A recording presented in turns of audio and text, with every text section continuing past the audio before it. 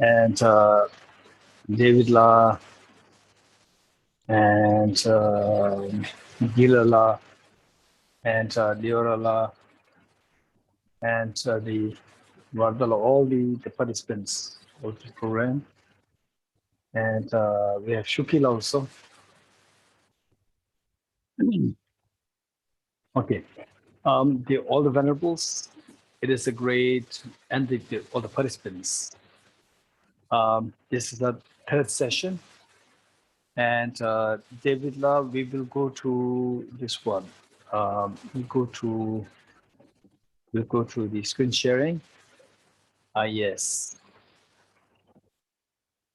Okay, screen sharing. And we just keep it moving up. Graduation Bodhisattva directly. Okay, thank you. Oh, Tamila is here. Tamila, she leave? Okay. Let us do a proper setting of a proper motivation. For that matter, finally, let us try to understand that not just you, including me, that we all should understand that in this life, finally, what is of the greatest meaning is that if we can cultivate some intelligence with the very profound plus vast knowledge driven by very compassionate heart. If that happens, whatever happens to the other beings, no doubt for you, you will see that this is of the greatest meaning of one's life. And then in the process, others will be greatly benefited. Everybody will feel so happy to be around you. So this is extremely precious to realize that I have to, in my life, alongside each one of us, our own job for our living, but what is important is to build your knowledge, to increase your intelligence, not just of the information, but the intelligence, then the information directed by incredible compassion towards all the beings. If this is what we can do, for that matter, we have to cultivate both sides. One learning, for example, like this text, which is so precious, and you read the sophistication of this text, chapter 9, you may feel that this person, the author of this text, is so brilliant and might have an element of a little bit of air of the sharpness, intelligence. You read chapter 8 of the same author, the same book, you will see that in this world, if there's somebody as compassionate, he's the one. You could feel it. You can see the tremendous intelligence involved to cultivate this compassion, which is so precious. Compassion, again, having various layers, not just compassion in general, compassion in various layers. So this is what you finally see what we can do to cultivate. Okay, with that in mind, just visualize all the enlightened beings, Buddhas, Bodhisattvas, all the enlightened beings in the space in front of you, and so loving, caring, and embracing.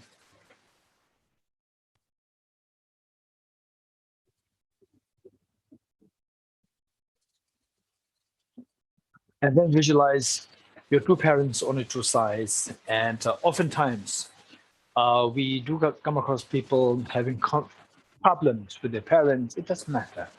So that's a different story. That's the story of, say, being like a child, small children. Oh, we call their ordinary beings as the small, what, like childlike. Childlike means their thinking is very small children thinking. So now we are trying to transcend our thinking. Let be able to feel the weight of the compassion your parents felt towards you. When you were age 1, 2, 3, 4, 5, 6, when you were so vulnerable, the parents were there to give everything. And now we are independent. Now it is time for us to repay this kindness and provide it. It's not that you are not a kind person. It's not that you don't feel the gratitude. But the point is that the sometimes the atmosphere, the culture, and so forth, they make this compassion that you once felt to go at the bottom, and it does not really come on the surface. So now, what you're trying to do is by going back in time when you were vulnerable, when the parents were always there to do everything for you. So if you can go back in those days where any problem, any threat comes to you, and you can just, the first thing that comes to your mind is your parents. So if you can go back in time in that reflection, then you realize that instantly this incredible, intense compassion that you once felt, which was now deep, just at the bottom, it just comes on the surface, and you just feel like crying to think of your parents. Okay, this is what we're going to do. With this mind, just reflect on, visualize your true parents and all your family members, including your children and all the other sentient beings with you, leaving none aside. And here, imagine that you are the one who is so loving, caring, embracing, and all others are like small children fighting over trivialities, all trivial things, and they're thereby suffering terribly. And COVID-19, just I feel so suffocated. I want to go out. You go out and you bring COVID, and you just spread it to all your family members, to all of the neighborhood, and to everyone there. This is like a small child. So we say that the keep out of reach of the children, which means that small children, they cannot think. So this is how the ordinary people are. So you, now studying this text, imagine that you are somebody who's matured and all others are like, who really deserve your compassion, love, and affection, including your two parents. Okay, just let us take a few seconds to think of that.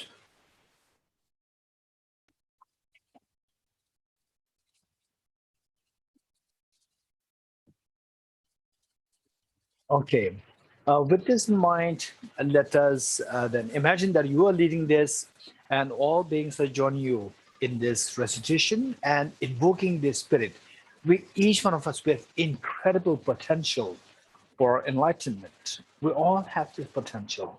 We just need to open this up. We just need to unravel it. And these, what you do now, these are the ways and means to unravel this incredibly powerful, very precious potential that exists within each one of us. But with this in mind, I go for refuge until I'm enlightened to the Buddha, the Dharma, and the Sangha. By my accumulations of the practice of giving and so forth, may I become a Buddha to benefit all sentient beings. I go for refuge until I'm enlightened to the Buddha, the Dharma, the Sangha. By my accumulations of the practice of giving and so forth, may I become a Buddha to benefit all sentient beings.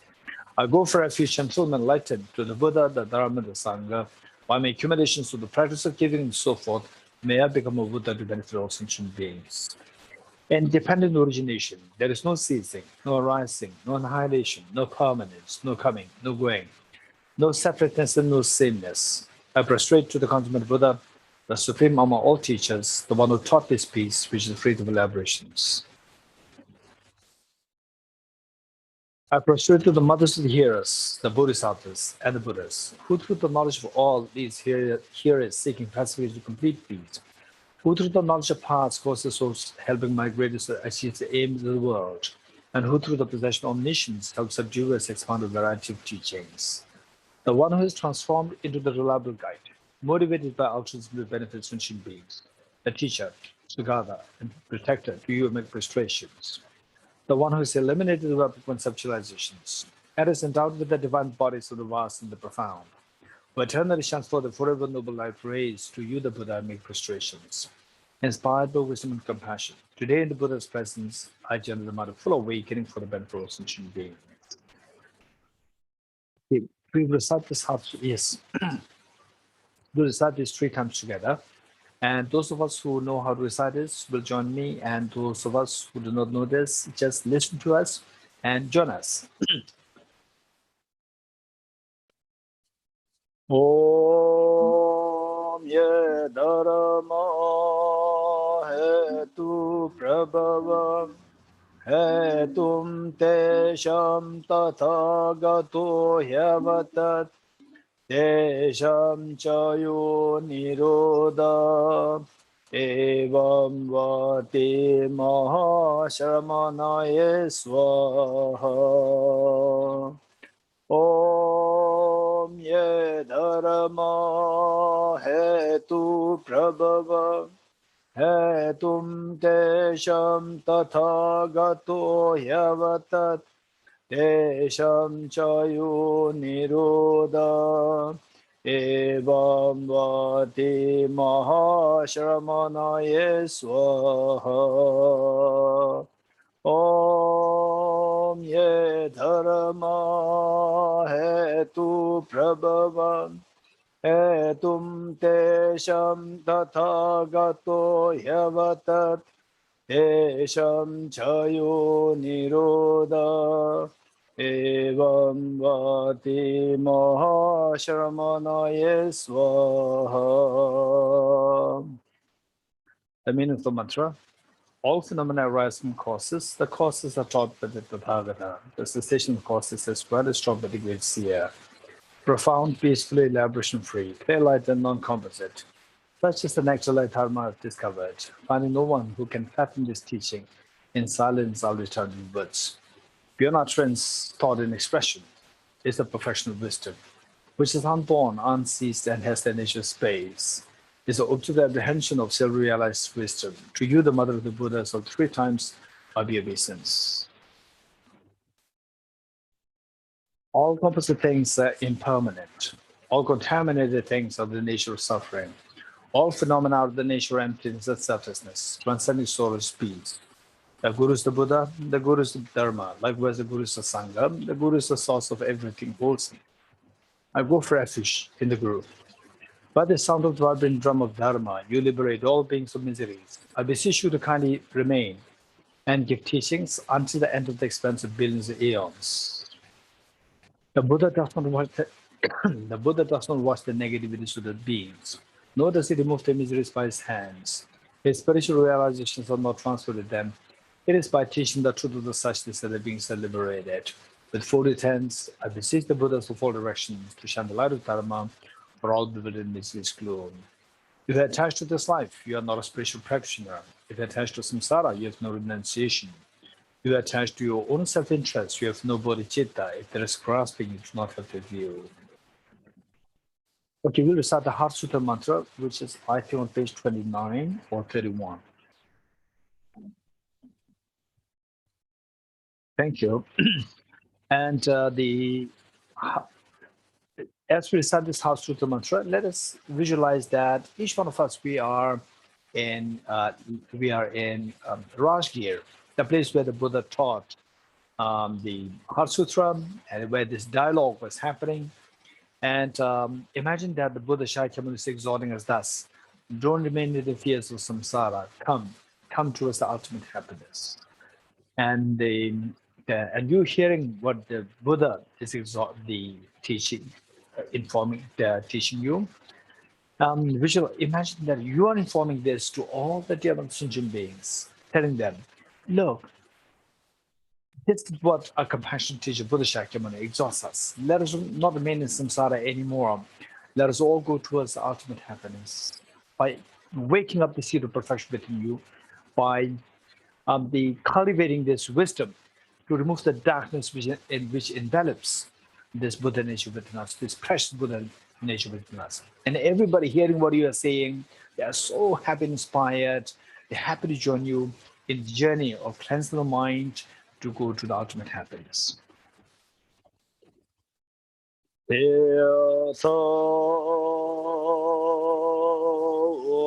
Gati Gati Paragati Parasamgate bodhisvatyatha Om Gati Gati Paragati Parasamgate bodhisvatyatha Om Gati Gati Paragati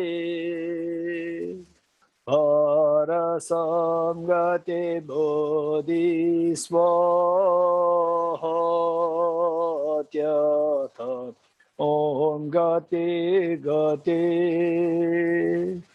Paragati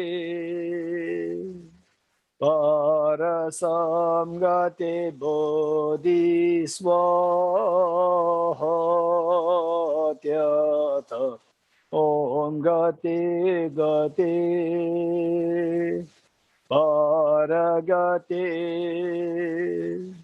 Parasamgate bodhisvaha.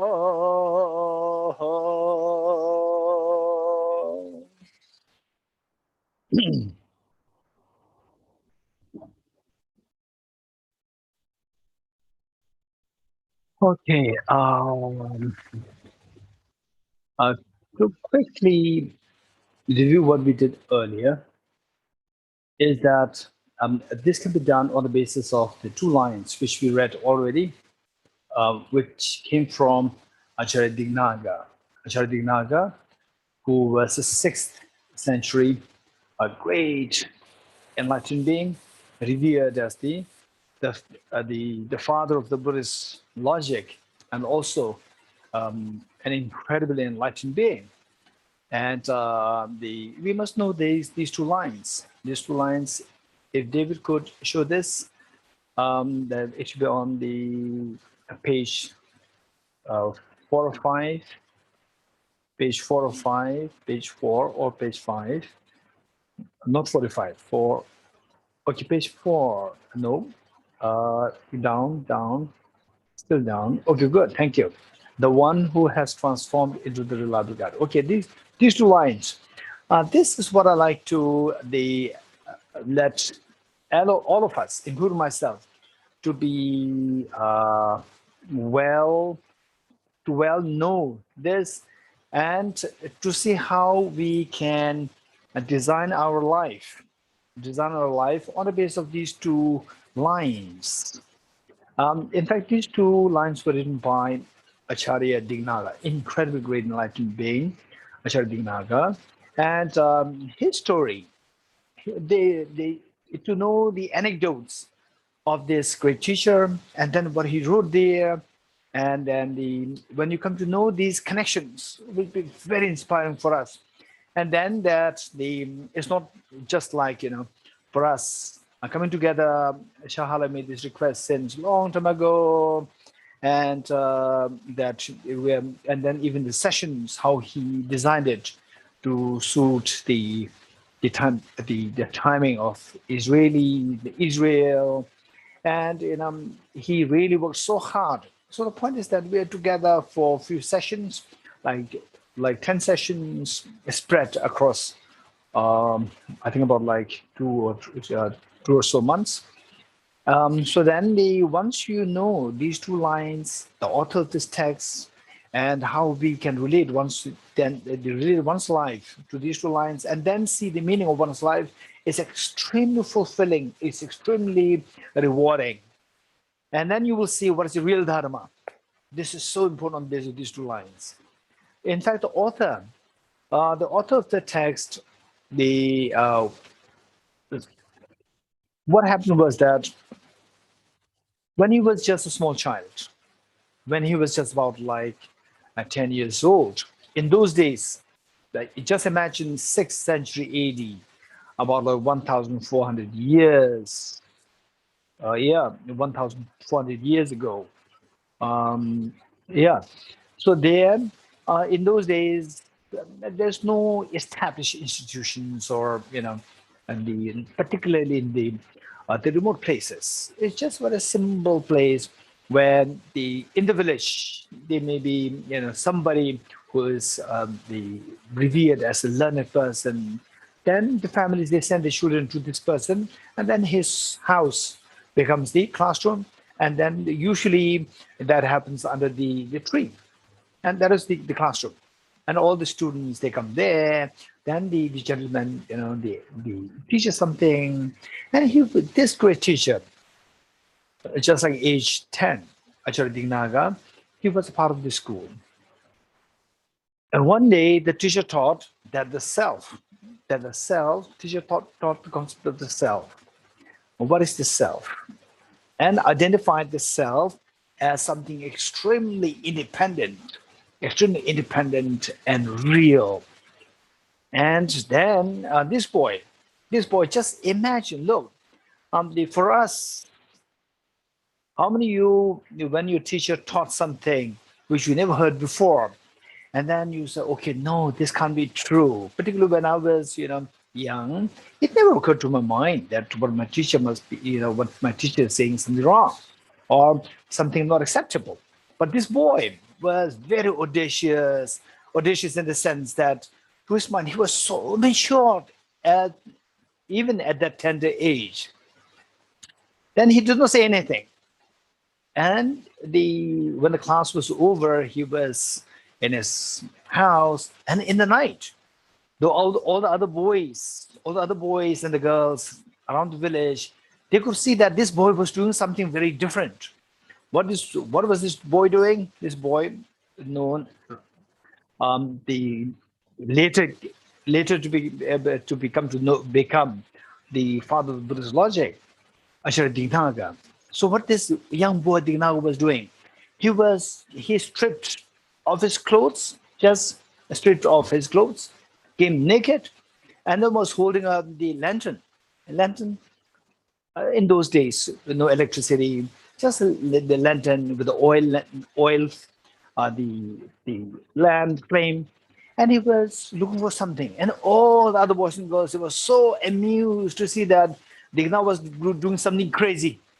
So they were so happy, so amused. And the next day, the first thing, they rushed to the teacher and reported what they witnessed the last night. And they were thinking that the teacher was also going to break into laughter.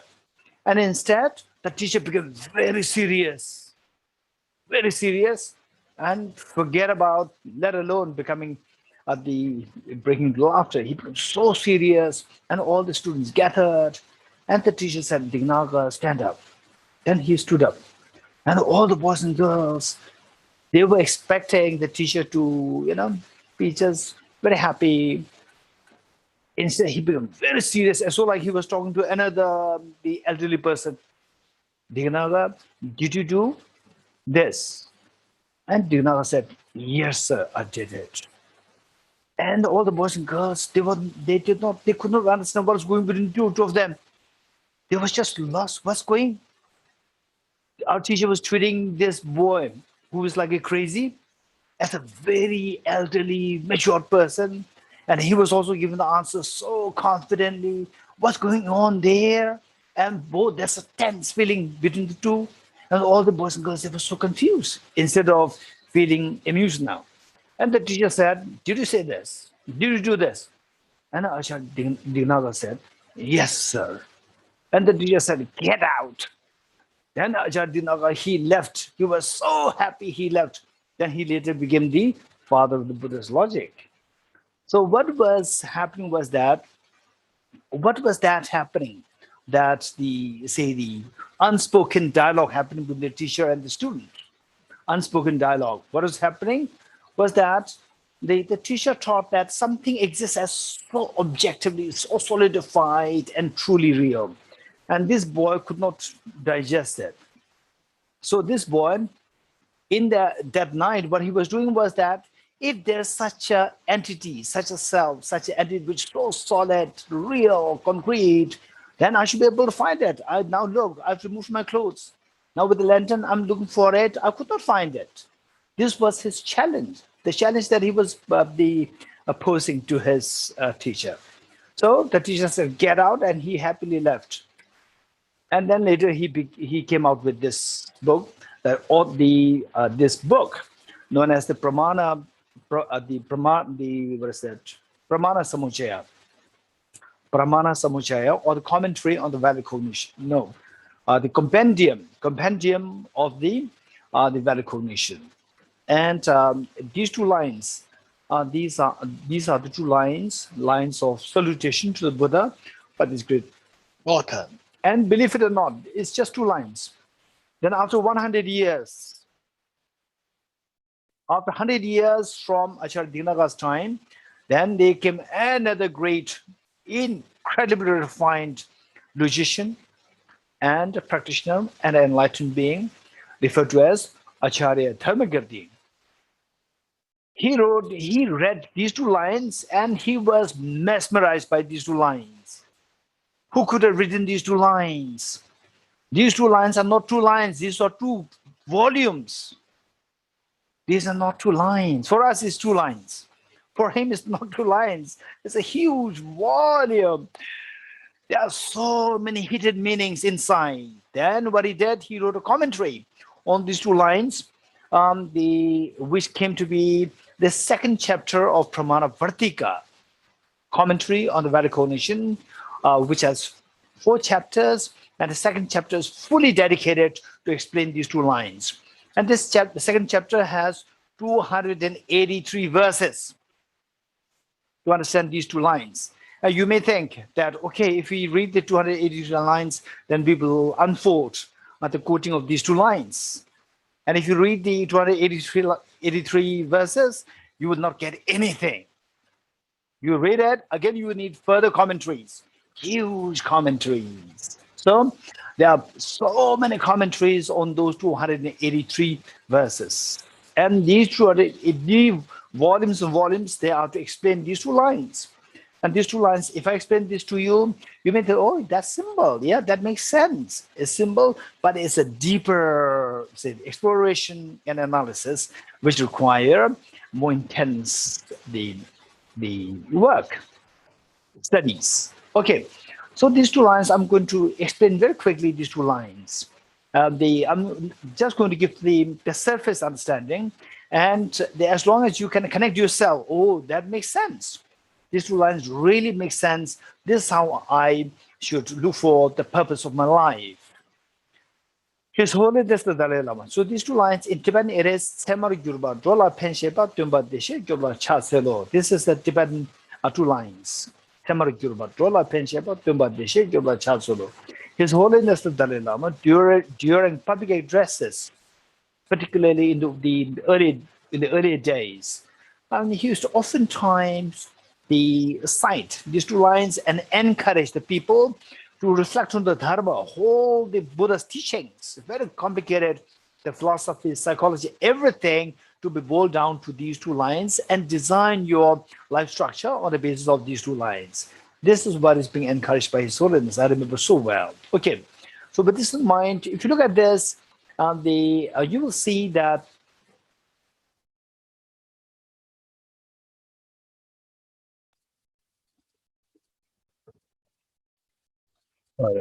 okay, I thought there was an earthquake. I could hear the windows shattering. Okay, don't worry. The one who has transformed into the reliable guide. This is the main thesis. This is the main thing that we have to look for. Say, for example, recently, a gentleman, Indian gentleman, we were having a meeting, virtual meeting on, I think Zoom. Yeah, Zoom. We were having a meeting, and we were discussing on his plan of his life, how to study the Buddhist psychology more systematically, and so forth. And he was going through all the same, the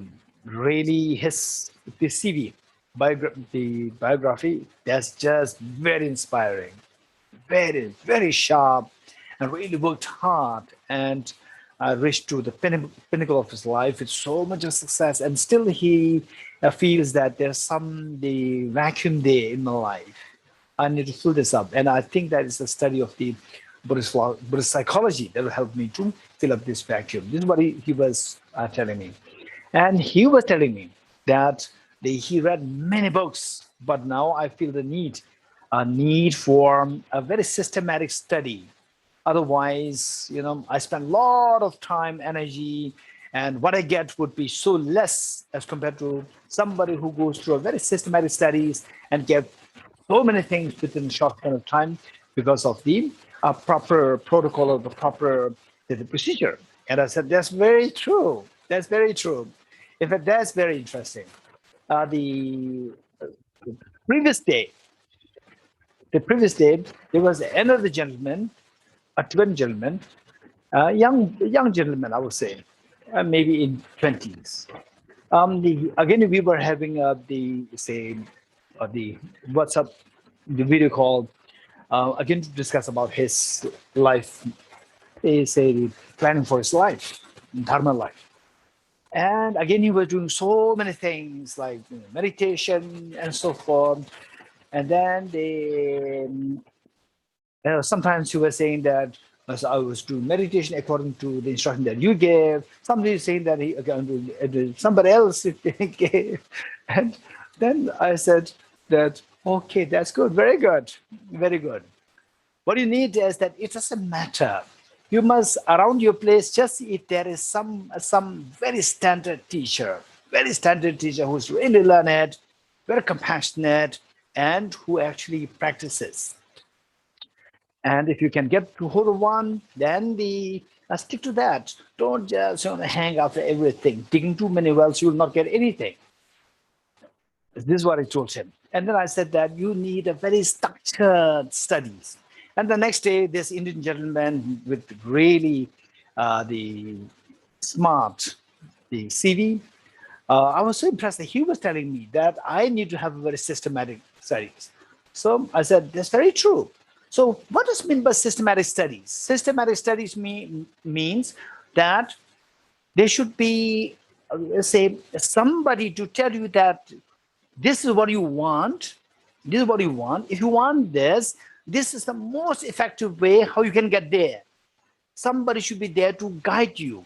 So that is known as the one who has transformed into the reliable guide. So then, at the first line, David, can you highlight this with some color? Okay, the one who has transformed into the reliable guide. You need a guide, a proper guide, right? Sometimes the guide can, sometimes you're looking for a proper guide and you got the wrong guide. And then you end up with a problem. So that's very important. So the thing is that the Acharya Dignaga, he's very smart. He will never look for a wrong guide.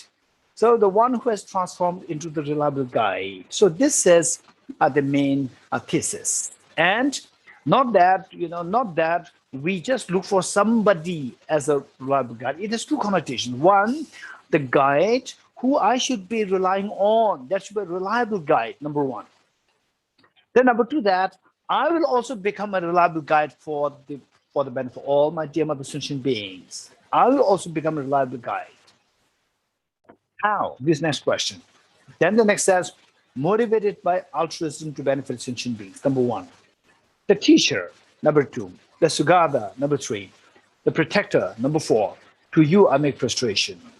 Okay, so there are these four premises. These four premises rendered to prove that the Buddha Shakyamuni as the one who has transformed into the reliable guide. So how this Prince Siddhartha became the reliable guide as the Buddha Shakyamuni. Reliable guide. What means reliable guide? If you want to become an engineer, don't go to Buddha Shakyamuni. If you want to become a good chef, don't go to Buddha Shakyamuni. If you want to liberate, if you want to get into all the fears of your life, if you want to just to be expansive, to have an expansive happiness, then go to Buddha Shakyamuni as your guide. Just for, you're hungry, don't go to Buddha Shakyamuni. One time, the one lady, early morning, she called me up and Geshe, I give up, now I give up Buddhism. I give up Buddhism. I said, okay, that's fine. May I know why? Then she said, no, I'm going to give up Buddhism. I said, that's fine. But tell me why. Then she said, the last 3 years, I've been praying to Buddha. I've been praying to Tara. Tara, Buddha, please, they give a good job to my brother. And all these 3 years, they never answered my prayers. So I told her that, okay, now I got you, why you are into Buddhism. So if you're hungry, don't pray to Buddha, don't become a Buddhist, go to kitchen. If you're sick, don't pray to Buddha, go to hospital.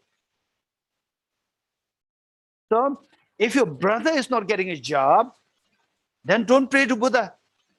Tell your brother, don't go to the pubs, stay home, study sit for the competitive exams, crack the exams, and get the decent job, best of the job you can get it. Just tell your brother to don't hang around the pubs, don't hang around the nightclubs. Study well, crack the competitive exams, and then get a job. No need to become a Buddhist. This is what I told her. So what I'm saying is that only if your aspiration, alongside the other aspirations, like, okay, say I have to pay the bills. Yes, we have to pay the bills. For that matter, we have to work. Even, okay, Buddha, please pay the bill for me. It'll never happen. So for that, we have to do something else. But the point is that if you're seeking fearlessness, the life alongside working to pay the bills, there are so many other complications of fears of life are there. COVID-19, even if you are the richest person on the earth, but still COVID will not spare you.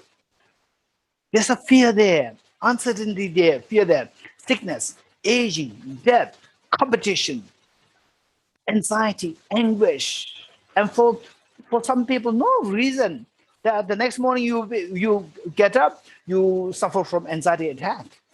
And it goes on like this. So those who really see the bigger picture of the world, bigger picture of yourself in space and in time, that I need to get rid of my fears and the joy that I get. For example, just eat it, just say take the mouthful of cheesecake. You eat the cheesecake. It's very enjoyable. There's such joy. And particularly if somebody gives you a cheesecake with love, there's a love there. And you eat the cheesecake, so delicious, so nice. Again, there's a joy there.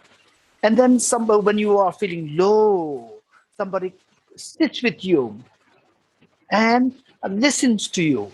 Again, you feel uplifted. This is what is meant by joy or the fulfillment or the ease of your life.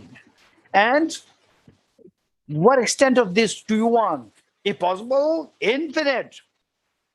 Okay, for these two reasons. One, if you are somebody who, alongside working to pay for the bills, if you are working to get into the fears of life, number one, and number two, to expand the circle of happiness. If this is your goal of life, then you have to seek the Buddha Shakyamuni as the reliable guide. This is the meaning. So how come that he's able to do that? How come that he succeeded in this? So the four premises given there. The first, motivated by altruism to benefit sentient beings. Meaning that this Prince Siddhartha, how did he, just look at his biography? So he was a prince in a palace. And then what he did, what made him, he left the palace. What motivated him to leave the palace? Motivated by altruism to benefit all sentient beings, to benefit all the sentient beings. He could see the biases there. He could see the partiality there. He could see the injustices there. In his palace and in the kingdom. And he could see the wars being waged between the kingdoms. So many people are killed. People live in fear. Even the kings and queens, they are not spared. They have been killed in the wars. So he realized that by me becoming another king does not really help to solve the problems of the world. I have to look for an alternative way. So he left. He left the palace to look for the alternative way. All are motivated by compassion. So it says, motivated by altruism or compassion to benefit all the beings, number one. Okay, so us, just see if this motivation can be cultivated within us. This is known as the cultivation of compassion, cultivation of bodhicitta, number one. Next, okay, so I'm being motivated to benefit all the beings, but what should I be doing? This next question. What should I be doing? Right? Say, let's say that my mother is sick, so I'm ready to help my mom. What should I do? You should get medicine. So what is the medicine to heal all the beings? What is that medicine? That he went in search of that. And first, he met the first teacher, Acharya Alarakalam. And the first teacher, he taught, what he knew. And then, in fact, this teacher already reached a very profound meditative realizations. And the Prince Siddhartha, this young prince, he also reached the same level and requested the teacher for more teachings. But the teacher said, you already reached the same level as me. So there's nothing beyond this. And the Prince Siddhartha said that, but I came here to benefit all the beings. Still, I don't get the answer to the answer and the solution to the problems of all the beings of the world. Then he sought the help of second teacher, Acharya Udrika. Acharya Udrika, and Acharya Udrika, his meditative stabilization was higher. He got instructions within a short span of time. Again, he reached the same level. And he requested more teachings. Then he said, that's it. So you have reached the ultimate. There's nothing more than this. And then all my students are your students. You stay with me, take care of these students. And the Prince Siddhartha again said the same thing. I came here to look for the solution for all the problems of the world, and still I could not get it. So he went from 6 months of austere practice, and finally under the Bodhi tree, he found the solution. The solution which he is to teach all the beings, which made him the teacher. So number 2 is the teacher. Teacher referring to the solution. What is that solution? The first 2 sessions which we did last week, you should have got it. Okay, so we'll elaborate on this. Then the next, once you get the medicine, you have to double check, because there is, what is that in Israel? I don't know what that is. There's, the governments, they have this separate office to check the efficacy of the medicines. So this medicine, first you have to check the efficacy of the medicine, whether or not it works. So this Prince Siddhartha, he applied this medicine on himself. For example, say somebody who discovered the medicine for ulcer problem.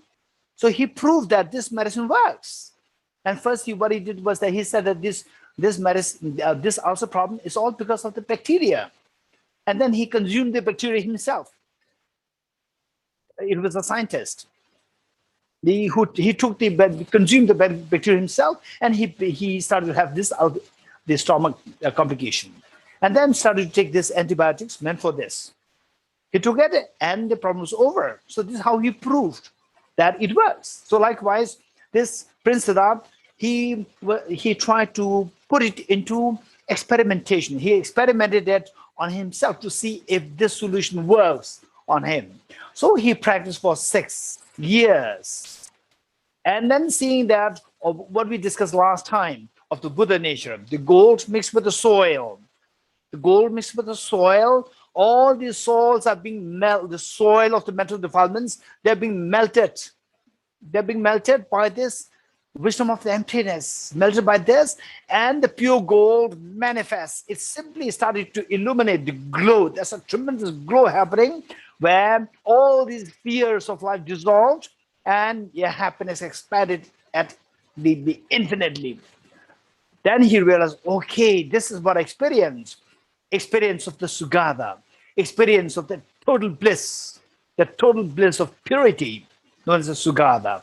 So that teacher, the wisdom of emptiness, applied it on himself, to experiment on himself to see whether it works. Yes, it worked perfectly well. It made him the Sugata, the one who has gone to the ultimate bliss of fearlessness and the infinite happiness. Then he, with this experience, with this confidence, he then went out to protect the beings by sharing this wisdom that he discovered. Okay, so from this, learning this, we see that there are four premises. Four premises.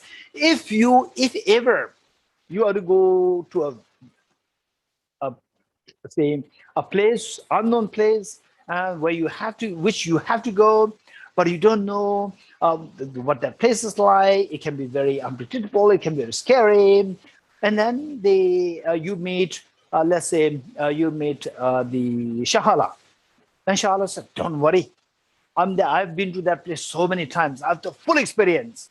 Don't worry, I'll take care of you." And then you have a tremendous confidence, Shahala. And then you ask Shahala, okay, tell me what that is like. And Shahala explained everything, step 1, step 2, step 3, step 4, all the steps. You're so convinced, okay, now Shahala is there, I'm safe. Then you seek the Shahala as your guide. So this is how you see that this Prince Siddhartha, later to be known as Buddha Shakyamuni, he went through the first step, motivated by altruism to benefit sentient beings. Then he found this wisdom, the wisdom of emptiness, as the medicine to heal all the beings. Then he experimented on himself, and it worked perfectly well. That it gave him the total fearlessness, and it gave him the infinite happiness. So this he went to share with other beings to protect the beings. That made him the protector. So with these four premises, it gives us such a confidence that finally, yes, I found the purpose of my life. I found the best of the guide in this universe, Buddha Shakyamuni. Okay, this is how we have to structure our life. How we are to, if we are to extract the meaning in the sense of getting rid of all the fears of life and to embrace the maximum happiness, then this is how we have to follow for yourself, and for your family members, and for all the beings, for all the sentient beings. Okay, from this, if I ask you a question, so practically speaking, what should I be doing out of these four? Say the first one, which is the one who has transformed into the reliable guide. Okay, it'll take time. So this is not, for me right now, but I should be going towards that. So for that matter, what steps should I be taking? From all these four premises, we see that number 1 and number 2, compassion to be cultivated and wisdom to be cultivated. So these are two things that we need to work on. And once we work on these two, then you are bound to experience the Sugata, or the perfect bliss, beyond the mundane experiences of fear and the joylessness. And then with this, you become the perfect protector to benefit all the beings. Okay, so finally, last time I remember somebody said that we have to wake up from the sleep of ignorance to be free. That might, okay, let me quickly explain this. It may be a little technical for some of us, and I can see many of you who have been doing the Nalan Master's course from Tibet House and Nalan Diploma course from Tibet House. I can see that. So what I'm going to share with you now, it may not sound so complicated, but some of us, if it does sound as little complicated, don't worry. Just pay attention to this and see that the later on you revisit this and it makes sense to you. Yeah. Okay.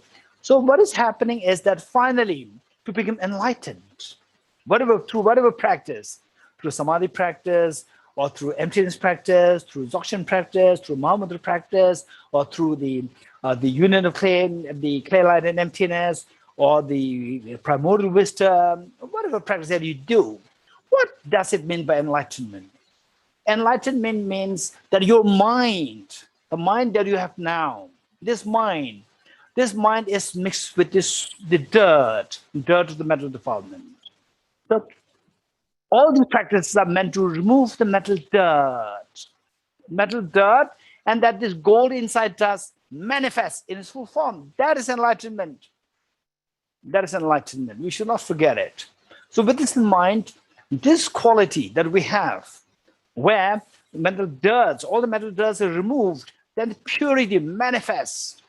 It is there. You don't have, in fact, the Buddha himself in a sutra indicated that this Buddhahood, this enlightenment is not bestowed upon you by anyone, nor is the cause of this enlightenment being held by somebody for you.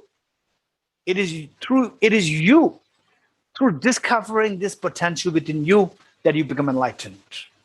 This is what the Buddha himself said it. And later commented upon by the Acharya Nagabodhi, who is a direct disciple of Aranyagarjuna. Okay, so with this, it is there within us. Just manifest it. If it manifests, then what happens? Okay, what do you want? Before I give the answer, what happens if it manifests? All the dirt's removed and the true purity, the purity that manifests, what is that like? Before you ask this question to me, my question to you is, what do you aspire? What do you want? In simple terms, what do you want? Right? Okay, I want to, let's say, some people may say, I want some money. Some people may say, I'm fed up with the COVID. That I simply want to get rid of all the COVID. Or some people may say that, oh, I have so many bills to be given, to be paid. This is a big headache on me. And then some people say, I want adventure. This COVID stops me from going on adventure. And then if I ask you, why you want to go on adventure, that makes me happy. Why you want to get rid of all the COVID? So that I feel relieved, I will be happy. Why you want some money, then I'll be happy. Why you want that the bill, paying bill headache is already gone?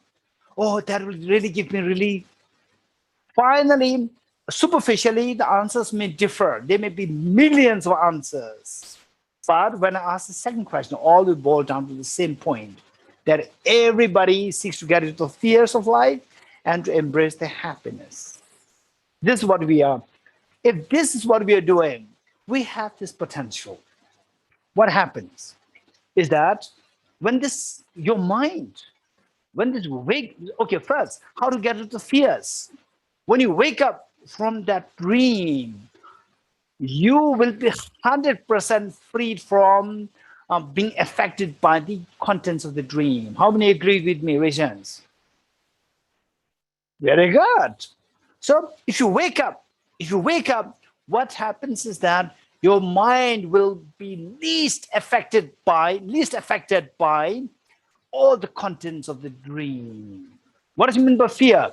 Fear means that somebody may steal from me, somebody may come to break me. So somebody's going to affect me. The situation may affect me. When you wake up, none of the contents of dream can affect you anymore. This is a total freedom from the fears, total liberation. You wake up from the sleep of this unconventional dream. None of the contents of the unconventional dream will affect you. This is the liberation. One. Number two, when your mind is not affected, your mind will not run away. Say, for example, if someone says, hey, Dorji, right, what are you doing? Then my mind will shrink, right? Okay, stay there. Stay there. What with the gun, at the gunpoint? Stay there, right? Don't move around, right? Okay, I'll go to rob money, whatever. Stay there. What happens to my mind? My mind shrinks. So when external factors they affect you, then your mind shrinks. When your mind shrinks, your mind does not expand. Now, when you see that nothing really affects you, then your mind feels relaxation. Then the mind will manifest its true nature. What's the true nature of this mind? What's the true nature of this mind? Is that it's like the light. It's like a light. Very bright light. bright light you put in a pitcher. The pitcher will block the true nature of the light. The true nature of light is not to be confined in the pitcher. It is to disseminate in all 10 directions, but it's confined in the pitcher. Is it because of the fault of the light? No, it's the fault of the pitcher. Remove the pitcher. Remove the pitcher. The light inside will, you don't have to do anything to stretch the light to the other directions. That light will do on its own. The light will just flow spontaneously to every atom of the universe. So once your mind is not being affected by any external factors, then the mind will behave in its true nature. Obstructions are all cleared, then the mind will behave in its, what is the nature of this mind? It's like light. It simply flows flawlessly towards all the beings, towards every atom of the universe. Freely meaning with ease. There's no obstruction. There's no unease. There's total ease. This one is infinite happiness. So first comes the not being affected. Next comes the infinite happiness. Not being affected, fearlessness. This is technically referred to as nirvana, and the infinite happiness is technically referred to as the Buddhahood. This is what we achieve. So both find out how to attain these two. Both depend on you to wake up. First, you have to wake up from the sleep of unconventional dream. You have to wake up. How to wake up? What is number one? What does it mean by waking up? You have to wake up, but what does it mean by waking up? The waking up is characterized by seeing the dream as not real. What's the difference between the waking up and being in the dream? Being in the dream, you see the dream as real. Waking up, you see the dream as not real. Dream as empty of being real. This is the meaning of the waking up. So now we have to learn, if the dream is empty of being real, then where is this dream coming from? It's not coming from the object that's real. It's coming from the mind. Subjectivity. There's nothing really there from the object. It's all coming from the subject. So the subjectivity, in other words, coming to know that everything is purely subjective. This is the meaning synonymous with waking up from the sleep of ignorance. Subjectivity. To know subjectivity means, what is subjectivity and what is empty of objectivity? These two are synonymous. When you say everything is subjective, it's all coming from a mind, means nothing is from the object. So from the object is empty. Emptiness of objectivity, and other side is subjectivity, emptiness of objectivity. These two are synonymous. So you put it as realizing everything as subjective, or realizing everything as empty of objectivity. That's the meaning of having woken up. So for that matter, and then to know everything is subjective, to know nothing really exists as objectively, this the Buddha found so difficult. And after becoming enlightened, the Buddha was supposed to be sharing this wisdom to all the beings, but the Buddha did not do that for 49 days. Why? He said that the reality that he discovered, the reality of the dreamlike nature of the world, this universe, that nothing as real as objective real. This is something so profound. I hardly find anybody who can fathom the depth of this teaching. In silence, I'll return to the word. This is what the Buddha said.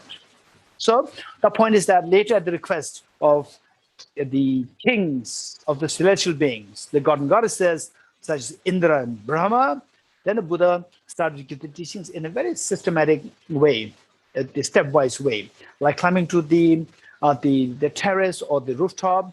Then Buddha created the steps to get there, steps to understand the subjectivity on different layers. So last time we just quickly touched on the subjectivity as opposed to substantiality, then subjectivity as opposed to external reality, then the subjectivity as opposed to true reality, and subjectivity as opposed to objective reality. So this is what we discussed last time. And this is how we have to unfold. And simply because you get some understanding of the emptiness, that what I see is not reality, does not mean that you have woken up from the sleep altogether. Because the subjectivity, how you see things that come from mind, it has many layers. You have to unfold all these layers. You have to remove all these layers, or see that the subjectivity in all these layers you must see. Otherwise, you can get stuck in between and you think that I got it. When you think that I got it, this is the greatest of the failure. This is the greatest of the deterrent factor, which deters you from going any further to waking up fully from the sleep of ignorance. Okay, so with this in mind, we are talking about the subjectivity in steps. The first, the subjectivity as opposed to the substantial reality, meaning that this very gross, yet without understanding this, then understanding the emptiness according to Prasangika, which is according to the highest Buddhist school, or the true intent of the Buddha, cannot be unraveled, cannot be seen. So this is so important. And it is not like, a guru comes and bless you, touch your head, and then you are blessed, and then the next day you have the unraveling of the ultimate reality. It will not happen. This is not how it works. This is not how it works. We should be very realistic. Just don't think that a guru touches your head and then tomorrow you suddenly wake up and you become a Nobel laureate in physics. Impossible.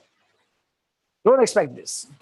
Many people, they have such an illusion that, with the blessing of the guru, I have something teaching, which even the Buddha did not give. There's a teaching there. My guru gave it to me. This is so precious.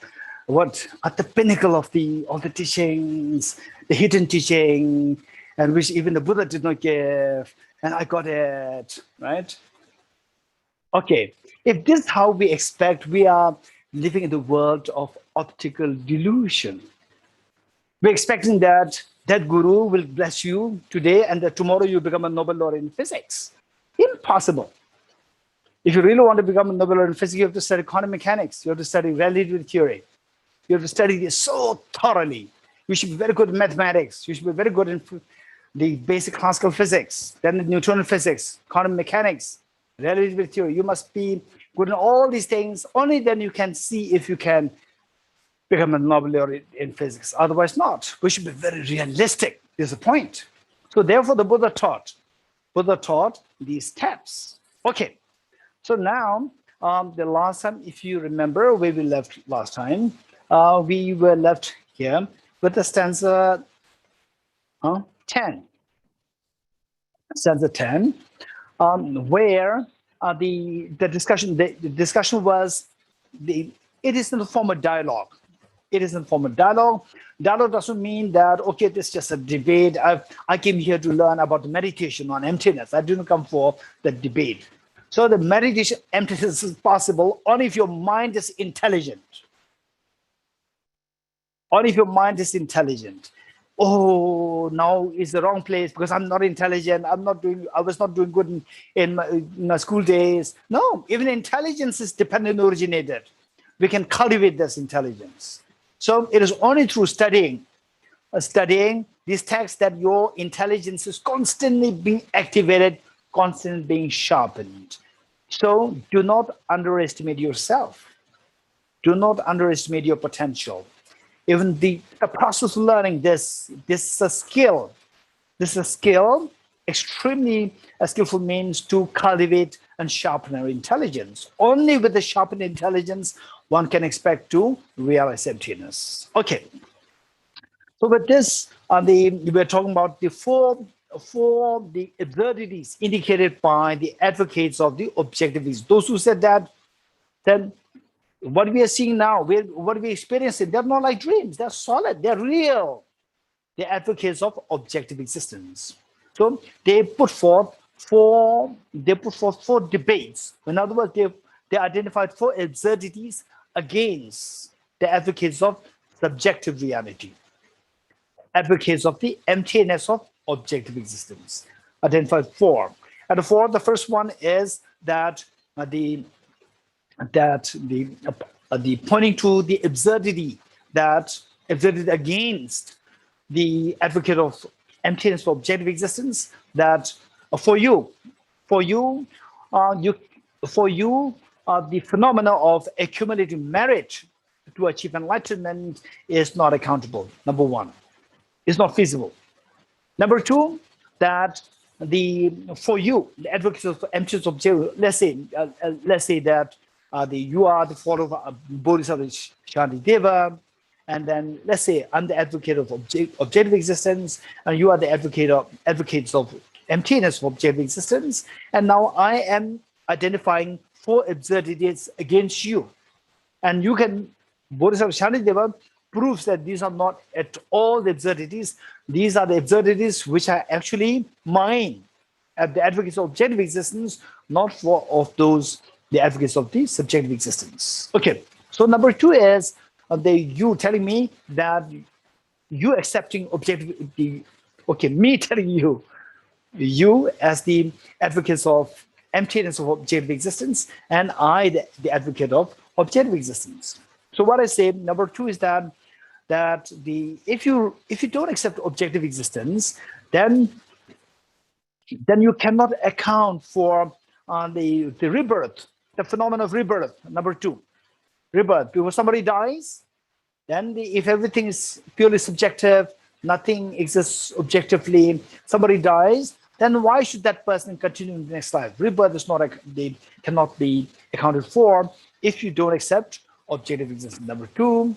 Then number 3, that the absurdity that the virtues and non-virtues, the distinction between the virtues and non-virtues cannot be validly posited, for the reason that virtues, non-virtues, virtues means to give rise to happiness, non-virtues means to give rise to suffering.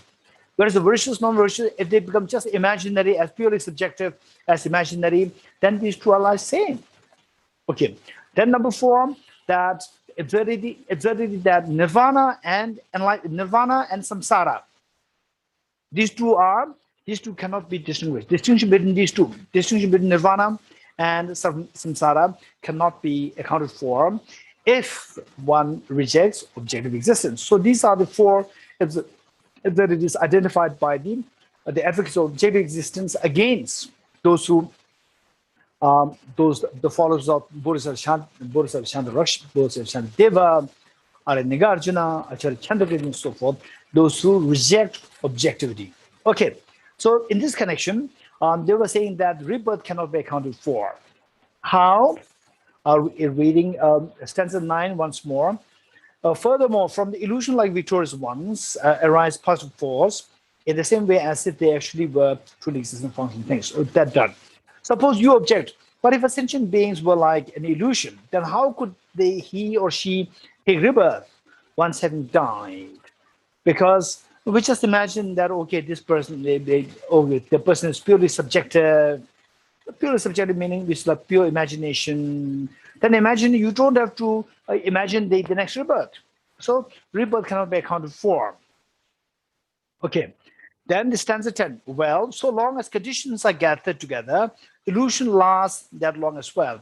Even the sentient being, let's say person A in a place A. Okay, let's say person A in Haifa. Person A in Haifa. Okay, say in let's say 2010, person A in Haifa died, and then takes birth in Tel Aviv. Okay, takes birth in Tel Aviv. Then the Bodhisattva Shantideva was saying that, well, so long as conditions are gathered together, this person A in Haifa, although not objectively real, nothing is there objectively real, but simply a complex form of the causes and conditions. With the causes and conditions, then we see, subjectively we see as a person A in Haifa. Then this person A in Haifa, the causes and conditions for this person A to be in Haifa, as long as it lasts, the person A lasts there in Haifa. And then causes and conditions for the person A to be in Haifa, that disappears, then this is what we call as a person dies. but the person does not disappear altogether. The person does not annihilate. Causing conditions for the mind to continue are still there, because of which the mind will continue, and the next continuum, next part of the continuum is known as intellivive. That is the person's rebirth. This is how the rebirth works. So still, the person having taken birth in intellivive, even that is also empty of objective existence, because the person is dependent on the causing conditions. So this fact that the person continues to remain dependent on the causal conditions, remain the truth, remain the reality. So there's nothing objectively there all along. Be the person A while in Haifa, or be the person while having taken birth in Tel Aviv, it's just the same. There's nothing really there from the object. Okay, which means it's a pure cause and effect dependent origination. Independent of the cause and effect, dependent on origination, there's nothing there from the object to be identified as this person A from Haifa, this person A from the Tel Aviv. There's nothing to identify there except for the causes conditions they play. Okay. And how could a sentient being be truly existent? Merely because it's continuing with last one. So last one we discussed that, and so they said that okay, that's true. If you speak about the illusion, yes, illusion doesn't really last for like many lifetimes. Illusion lies at the maximum, lasts for like 1 hour, 2 hours. That's it. So, but the human being, a being to be identified as the person. Okay, the previous life in Haifa, the next life in Tel Aviv. So this is a long duration phenomena. How can this be illusion? Illusion cannot be long duration. Bodhisattva says that there is no reason why the illusion cannot be long. Even the illusion, as long as the constant conditions of the illusion, yes, to a great extent, what the person said is true, because the advocates of objective existence, what they said is true, because that for the illusions that we can see around, all these to be identified as illusions, they last only for 10 minutes or 1 hour. That's it. So therefore, they said that don't mix up the illusion and the reality. Illusion lasts very short, but the reality, how can this be illusion like? Because it lasts for such a long span of time. Like, for the beings, for the human being, let's say, it's like whole life, like 80 years, 90 years, 100 years. And then the human being, alongside, let's say, the person eternally long. Eternally long life, span of time. So therefore, how can that be illusion-like?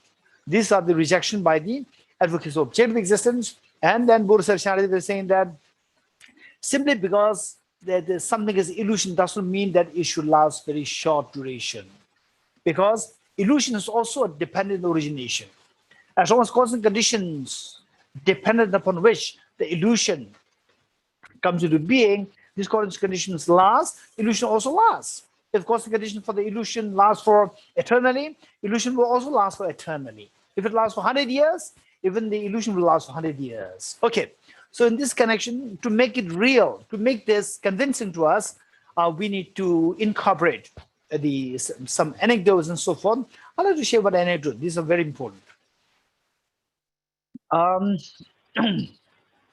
Once there was so these anecdotes, and you have your own personal experiences.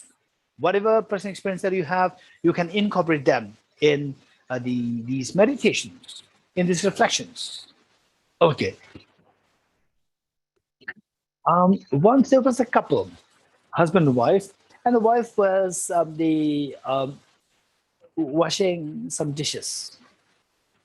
And the husband was just standing there, and then along the close by their house, the magician left. And the husband stopped the magician. Sir, please wait. And the magician stopped. Magician was riding a horse, and the magician stopped. What happened? And the gentleman asked the magician that, I know that you are a very famous magician. Would you mind please displaying the magical illusion? Create a magical illusion for me. He said, Oh, poor guy! You should have told me before. I left the press, the sacred book of the magic in my house. I'm very sorry, I cannot do it. Then he said, no, I can go to fetch it. And the magician said, okay, are you serious? He said, yes. Then I'll wait here. You take my horse and get to my house, you know where my house is, and get the book, the sacred book of magic. Bring it to me. Then this gentleman, he was very happy. He rode the horse. He started riding. And then he lost the way. He lost the way, and he entered in the corner of the town. Then he spent the night there, and the next day he went in search of the house. He could not locate the house, and then one day, 1 week, 1 month, 1 year, 2 years, then he got married to a lady. Again, after a while, the wife died, and the children also died. Again, got second marriage, third, fourth. Then all the children, they also died. Finally, he was left with only the last child from the last wife. And two of them were trying to cross the river. And the river was so ferocious. Oh, current was very strong. And the child was washed away by the river. And he was so disillusioned by his life. What is his life? He lost all 5 wives. The first wife he lost because he left to look for the magic book, and he ended up in a very strange place, which means that he could not return. And then the next 4, they all died. And children, they all died. What is life? Is so hollow. And now I've become so old. Now there's no point. Then he decided to die. He decided to jump in the river. Then he jumped. He jumped. What happened? He woke up. He ended up waking up just to see with his wife still washing the dish. It was just like 10 minutes or like 5 minutes that this magician already created the magic. And this guy, he felt as though like 10 years. It's amazing how a mind, so this is exactly what happens to a meditation. When you do meditation, 1 minute seems like 1 hour. Our meditation, right? When a meditation is not doing good, when you're tired, 1 hour, 1 minute is like 1 hour, right? So which means this is how our mind conceives the reality. What is conventionally seen as a short duration, for you it can be like so long. What do you enjoy? Like the Christmas party, say whatever, say these New Year celebrations, whatever celebrations that you have, right? Let's say which you like, your birthday parties. If you like it so much, 24 hours is like 5 minutes. What you don't like, 5 minutes is like 24 hours. This is how our mind projects. Okay, so the Bodhisattva they were saying, simply because the present duration is so long, doesn't mean that it's not illusion like. Even the illusion like can be very long duration. Even the illusion can be also of long duration with respect to you, with respect to the person who, the husband of the lady who was washing the dish. With respect to this gentleman, just 10 minutes was like, for this person, it was like few years. Okay. Stanza 11. In murdering an illusory, okay, stanza 11 is pertains to the absurdity that virtues and non-virtues, the distinction between the virtues and non-virtues cannot be accounted for if one rejects objective existence. This by the opponents, and Acharya the Bodhisattva Shantideva, he was given the response. And the debates or the questions were implicitly presented, and the answers you find it here. 11. In murdering an illusory person, so on, there's no negative force or negative karma, since it has no mind. But with someone having an illusion-like mind, positive and negative forces accrue. Okay, so the opponents, what they are saying is that if there's no objective reality there, then everything's like imagination. Then, say a person A and the effigy of the person A, they should be same. Then if you kill the person A, you accumulate negative karma. You kill the effigy, you should also accrue negative karma. Bodhisattva Shantideva said that no, there's a difference there. If you kill the person A, you do accrue a negative karma. But if you kill the effigy, you don't accrue negative karma as much as you were killing the person A, because person A has a mind. The effigy does not have the mind. Okay. 11. In murdering an illusory person like the effigy and so on, there's no negative force since it has no mind. But with someone having an illusion-like mind, someone having a mind which is also illusion-like, but there's a mind there. But with someone having an illusion-like mind, positive and negative forces accrue, which means that if you do something good, positive karmas, you accrue positive karmas. If you do something negative, you accrue negative karmas. Okay. And if you have questions, I'll be very happy to entertain the questions. First, let me complete this.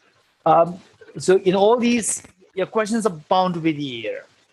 And then once these questions come to your mind very strongly, and the people give you the answers, still you're not convinced, means it is time for you to do a systematic studies. And the diploma course is still open for you till the August 31st. Enrollment is open till that point. Well, because mantras and so forth lack the ability, they cannot produce a mind in an illusion. Even illusory ones that arise from varying conditions out of varying kinds, since nowhere is there one condition with the ability to produce all things. Okay, so now the Bodhisattva Shantideva is saying that the distinction between the illusion-like person and the illusion. What's the difference? The difference is that with the illusion-like person, the person, which is also illusion-like, has mind. Whereas the pure illusion does not have a mind. And the magician cannot create a mind. Because mantras and so forth, magicians with the help of mantras and the magical the tricks, they cannot. The mantras and so forth lack the ability to create mind. They cannot produce a mind in an illusion. Even illusory ones that arise from varying conditions out of varying kinds, which means that things, how they come into being as illusion, things how they come into being as illusion-like, why some arise as illusion, why some arise as illusion-like, depends on the respective cosmic conditions. Depends on the cosmic conditions. And what kind of cosmic conditions? There are varying cosmic conditions. And look at the people. Their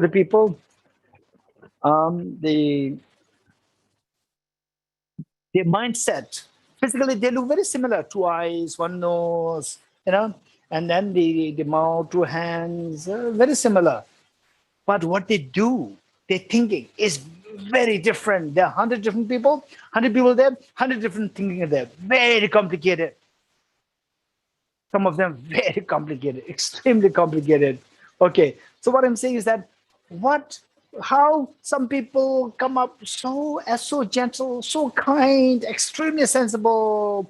Some is kind, but not so sensible. Some are very sensible, but not so kind. Some are very intelligent, not compassionate. Some are very compassionate, not intelligent. And some are very intelligent, very compassionate, but they start meditating, falling asleep very easily. And some people do meditation so well, but intelligence is lacking. With emptiness, get lost. And then some people with emptiness, they are so intelligent, Bodhisattva, they feel bored. Some bodhicitta, they're so happy, they feel connected. With emptiness, they feel okay in a different world. Look at the diversity of the people.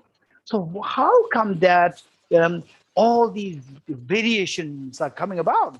But dependence of the variations of the causes conditions. So therefore, we have to create the causes conditions which will help us to feel the glow when somebody talks about bodhicitta. We have to create the causes conditions that we can feel the glow when somebody talks about the wisdom of emptiness. Wisdom of emptiness for you to get rid of your fears, and the wisdom of emptiness plus the bodhicitta to make your mind expansive with happiness. So for that matter, there are multiple causes conditions responsible. It's not just one factor. It's not that the magician has the power to create everything. No. What has the mind is because of other causes conditions. But the magic illusion created by the magician with the other cause conditions. There's no one factor which has the power to create everything. But since nowhere is there one condition with the ability to produce all things, so things have their own respective cause conditions. For the mind, there should be a respective cause conditions which the magician cannot create. Mind must come from the previous mind, not by other factors. So in this connection, debates like whether or not the mind is the immersion property of the brain. This is a huge debate, whether or not the mind is the immersion property of the brain. When the brain dies, the mind disappears, or the brain dies, but the mind picks up another physical basis to continue its journey. For example, let's say that somebody from Tel Aviv likes to come to India. First day you as a person, like the mind, takes the flight of the Turkey airline from Tel Aviv to Istanbul. So the Turkey airline is your body, and yourself inside the Turkey airline is your mind. You take this flight, and then Istanbul, you cannot continue with the same flight. You have to change the flight, but the person remains the same. So this person moved from the first flight to the second flight from Istanbul, then you come to India. So it's the second body. The mind is the same mind continuum, but the body, there are two different continuums of the body. So this is how it is explained. So which means that the physical aeroplane can be created by the Turkey, but the Turkey cannot create my mind, right? Mind has come from the previous. Okay. Stanza 13. Stanza 13.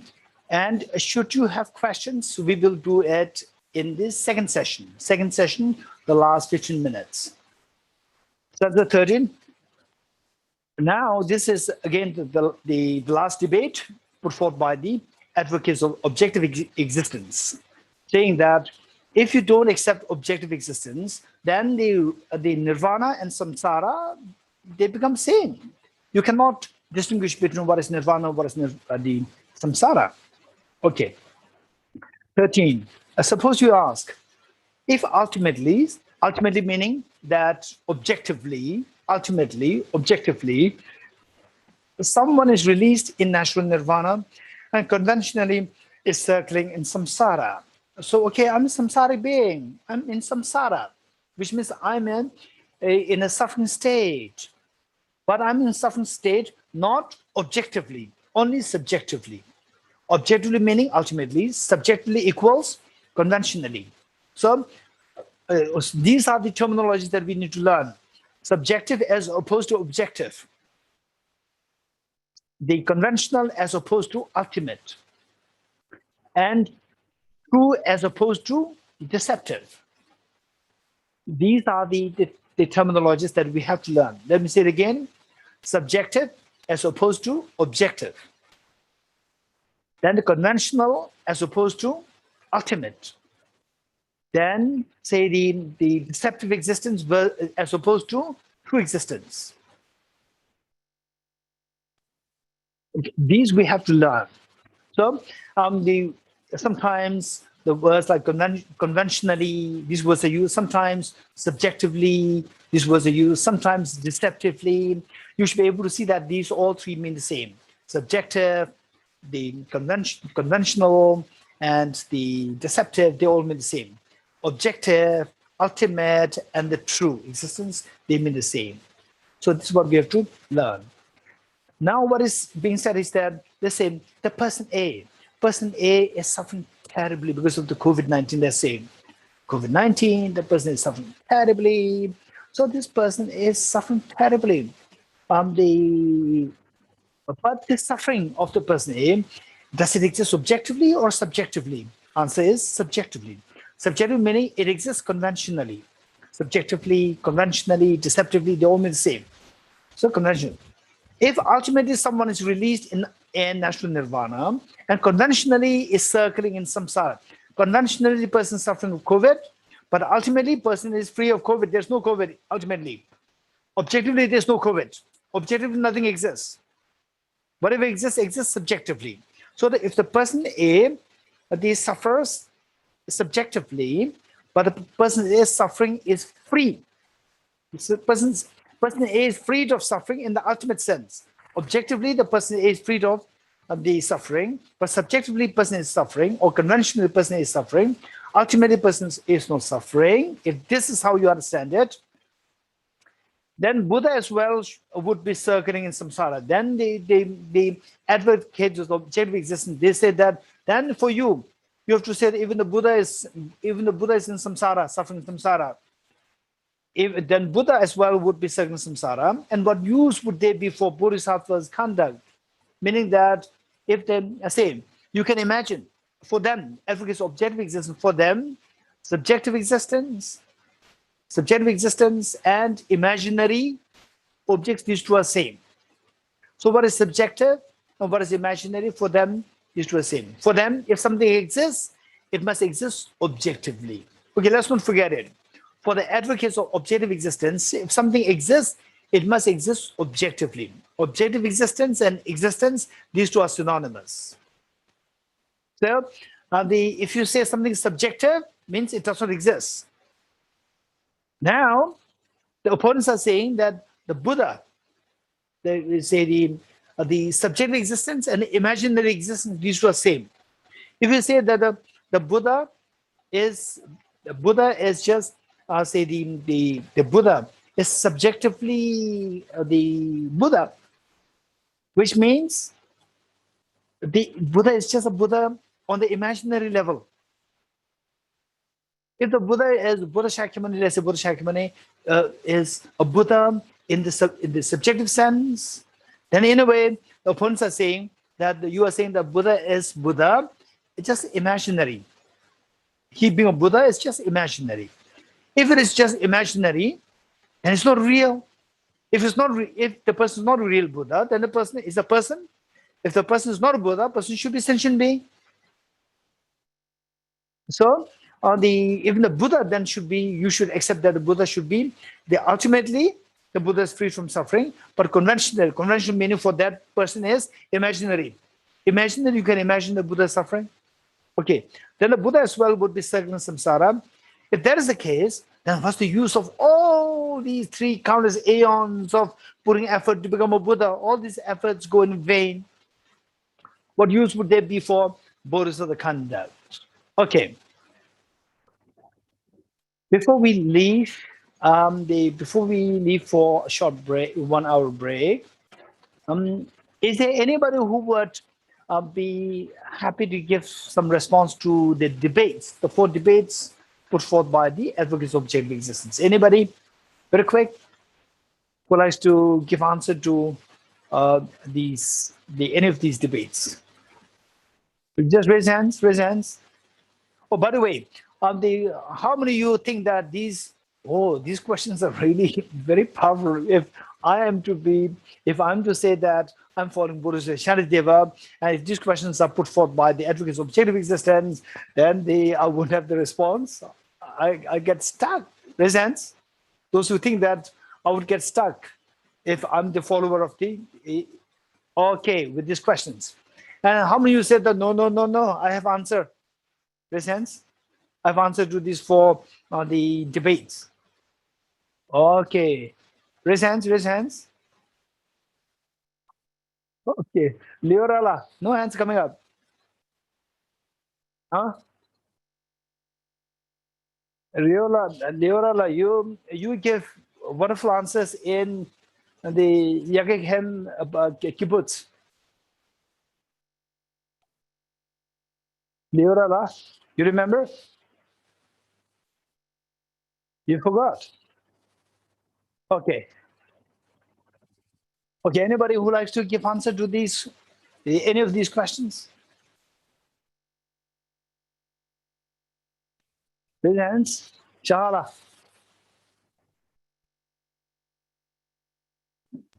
Shahala. Yes. Do you hear me now? Yes. Yes. Uh-huh. Yes. Okay, so the first one is it is not feasible to accumulate merit. Okay, Shahala, one answer is good. Just give me one. Okay, so Yeah, whichever you like. whichever I like. So Yes. so for example, the virtues and non-virtues cannot be explained as causing happiness and suffering. So we say that virtue and non-virtue are imaginary-like or subjective, and the same is the cause is like this. So the same is the result, is the subjective happiness and subjective suffering. It's not objective suffering and objective happiness. Okay. Good. But the questions are still there. Okay, anybody else who likes to give response to the remaining three? One of the remaining three? Raise hands. Okay, Yagila, you like to give?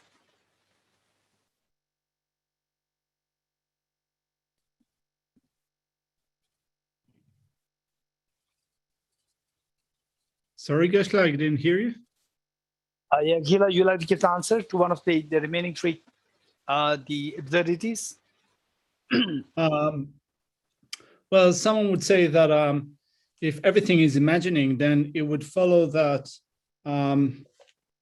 if you were to kill an illusory person, there would be no negativity because the person would exist only as imaginary. So here, the answer for that is that there's a difference between imaginary and being like an imaginary. There's a difference between being an illusion and being like an illusion.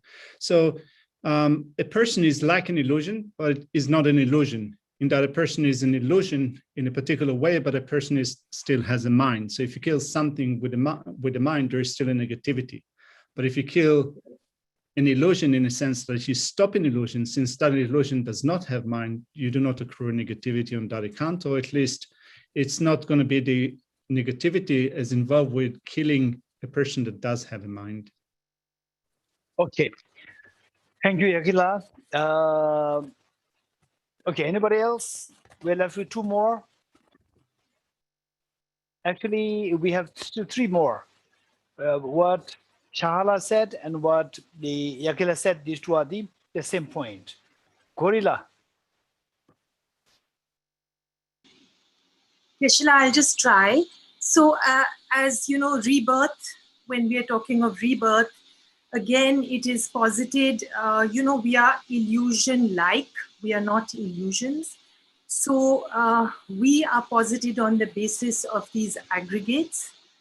And, on that basis, so when the causes and conditions for this part of the continuum, like gorilla, when this is over, when this exhausts, then the death, people will see gorilla as over, but the mind will continue, the very subtle mind will continue, will then be imputed. And you give this wonderful analogy of the plane and the body in the plane. But that mind will continue as part of another visible continuum, or, upon 5 other like new aggregates. So, but illusion and illusion-like is not the same, because, we are not imaginary beings, and my karma will come into play through how causes and conditions, depend into origination. So when those exhaust, then nothing can keep me in this form. And but that subtle mind will continue because the causes and conditions for that mind are still there. So how can the mind stop?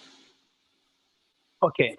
Thank you so much. All three answers, we see that they're making a distinction between the illusion-like and the illusion. This is a very important point.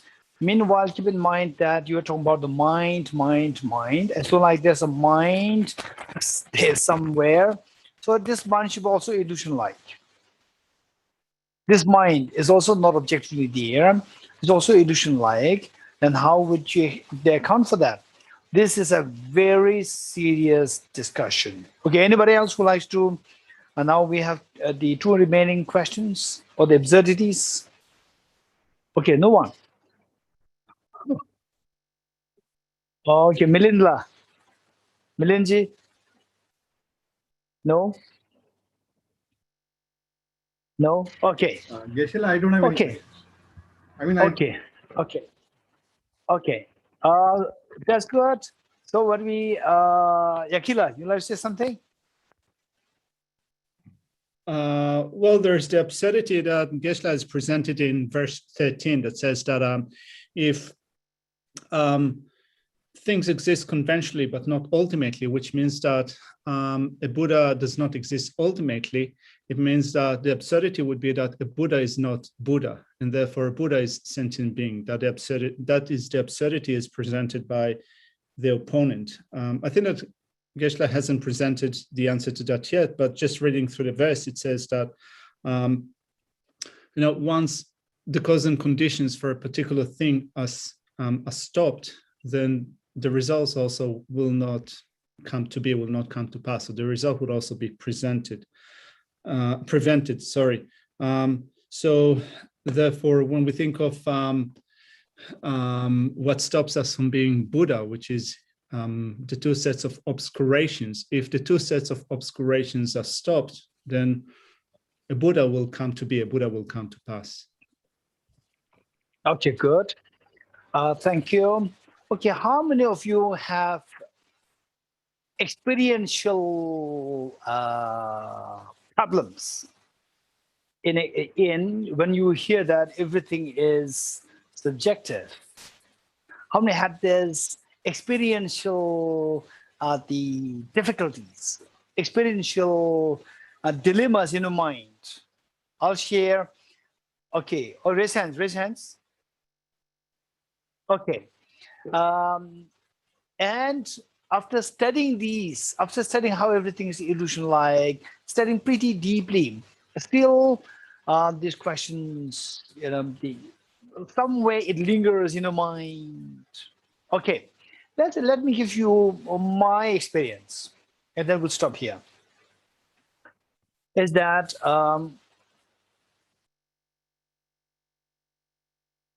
that was the first year of my enrollment. I was like 19 or 20, 19 then. My enrollment from the school, I just finished my school. I joined the Institute of Buddhist Dialectics. And there, one of my teachers, Genamni Rinpoche, he was in the hermitage as a hermit.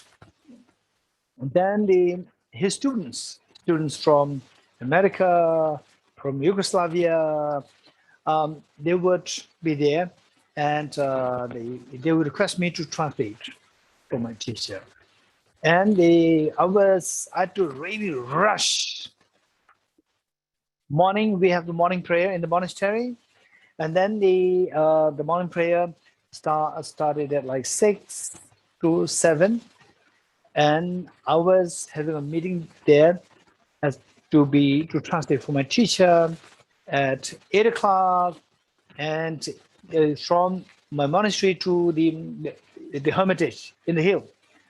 If you walk leisurely, it'll take like a little over 1 hour. And I do not. There's 1 hour there. 7 o'clock, the prayer should be ending, and then I leave. But sometimes the prayer gets extended. Particularly with the school principal, when he was there in the prayer, then it gets extended to like the 7:15, 7:20, 7:30, which means I had only half an hour to rush. And luckily I was young then. Today I cannot do that. Luckily I was young then, 19 or 20. Then I just, almost like in one breath, I would just run there, run, because my teacher was waiting there, and with the students and no translator. Translator was missing. And then when I reached there, I really had to breathe so heavily, like this, struggling for breath. And then this would happen so often. So I started to feel so frustrated. So I'm learning everything is just purely subjective, just your thought. Why not I think that I'm already in the hermitage with my teacher, and somebody there in the hermitage, they like to come down to the town to do some shopping. They can imagine that that person is in the town. We can exchange mentally, exchange it, and finish. I don't have to struggle, but I have to struggle, right? How everything is subjectively real. So this was a real experiential dilemma coming in my mind when I heard this concept of everything is illusion-like, everything is dream-like. All these debates are there.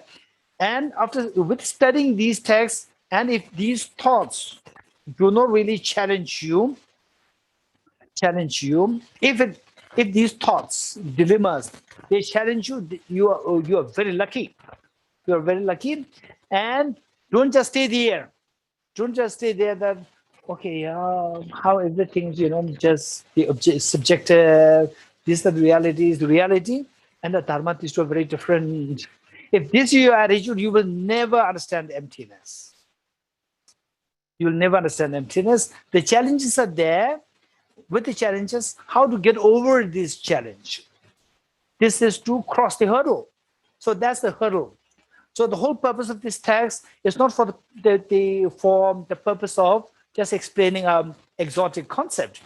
It is to let you have a breakthrough in your conceptual thinking, in your day-to-day thinking. How I see things are so solid, just to have a breakthrough, seeing that what I'm seeing is deceptive. So they're deceptive, yet within this deceptivity, the functionality is operating so efficaciously, so infallibly. This is so important. And how to do that? So these are if somebody can remind me, close to the end of this course, I'll be happy to share some of my thoughts. Okay, we'll stop here. We'll come back in 1 hour. Not really 1 hour now. We have 40 minutes now. 41 minutes to be precise. Okay, in 41 minutes, let's come back. Okay, see you. Thank you, Geshe. See you all at 2 o'clock India time, 11:30 Israel time. I'll leave the meeting open.